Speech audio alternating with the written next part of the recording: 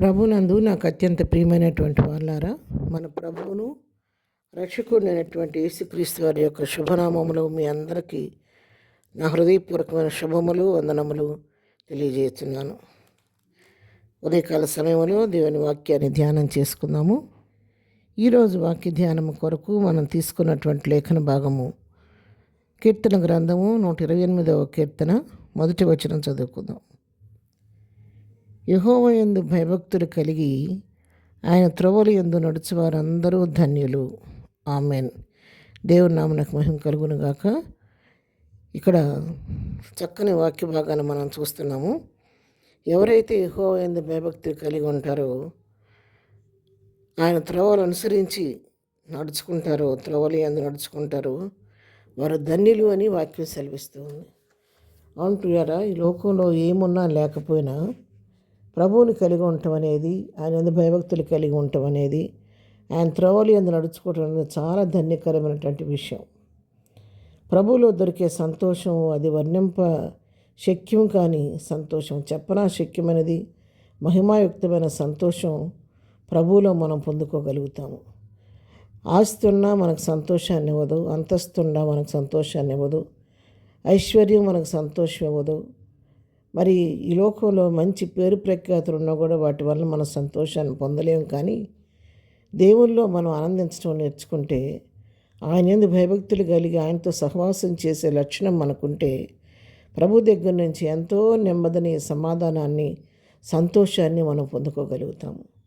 అందుకే వారిని ధన్యులు అని చెప్పి ఇక్కడ వాక్యం సెలవిస్తుంది. ధన్యులు, ఆనందమయులు, వారి జీవితంలో అది ఎంతో ధన్యత అన్నమాట. ఈ లోకంలో ఏది కలిగిందా దాన్ని బట్టి మనం అతిశయిస్తుంటాం, కానీ అవేవి కూడా మనకు కావలసిన నెమ్మదినివ్వు, సంతోషాన్ని ఇవ్వు. ఒక మంచి బెడ్ని మనం కొనగలుగుతాం, కానీ మంచి సుఖమైన నిద్రను మనం కొనలేము. మందులు కొనుక్కోగలుగుతాం, కానీ ఆరోగ్యాన్ని మనం కొనలేము. మంచి గృహాన్ని కట్టుకోగలుగుతాం, కానీ ఆ గృహంలో కావలసిన శాంతి సమాధానాన్ని మనం విలువ పెట్టి కొనలేము. ఇంక ఈ లోకంలో ఏమేమో మనకు కావలసిన ఐశ్వర్యం కొద్దీ అన్ని వస్తువులు మనం కొనుక్కుంటాం, కానీ మనం దాన్ని అనుభవించడానికి కావలసిన యోగ్యత మనకు ఉండదు. కొన్నిసార్లు ఏ కొదువు లేకుండా సర్వసమృద్ధి ఉంటుంది, కానీ తినటానికి అవకాశమైన ఆరోగ్యాలు వెంటాడుతూ ఉంటాయి.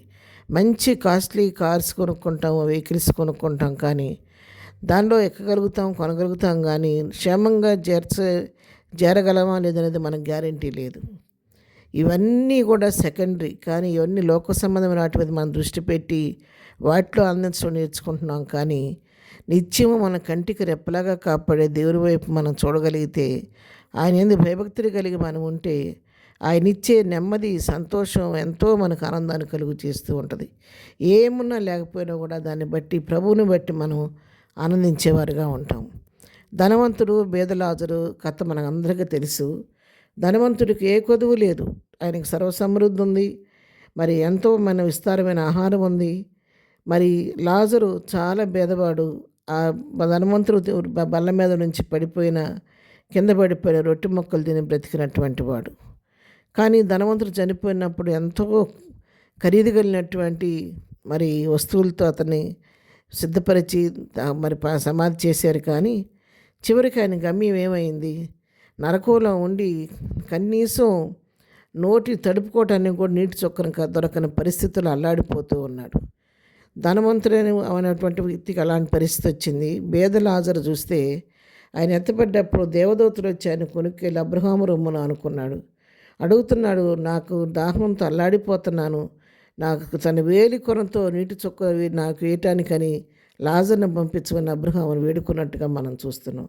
కాబట్టి లోకంలో ఏది శాశ్వతం కాదు, వాటిని బట్టి మనం అతిశయించడం కాదు, కానీ యెహోవా యందు భయభక్తులు కలిగి ఆయన త్రోవల యందు నడుచుకుని ఆయన ఆనందించడం అని నేర్చుకుంటే మనం అంత ధన్యకరమైన జీవులు మరొకరి లోకంలో ఉండరు. కాబట్టి అలాంటి ఆయన అనుభవించవద్దని నేను అనను, కానీ లోక సంబంధమైన వాటిని మీరు అనుభవిస్తూనే దేవునికి ఇవ్వాల్సిన సమయాన్ని దేవునికి ఇస్తూ ప్రభు పైన ఆధారపడి జీవిస్తే మరి ఎంతో శాంతి సమాధానాలతో సమృద్ధికరమైన జీవితాలు మనం జీవించగలుగుతాం. కాబట్టి ఆ విధంగా ప్రభు వైపు చూస్తూ ప్రభువులో ముందుకు సాగిపోదాం.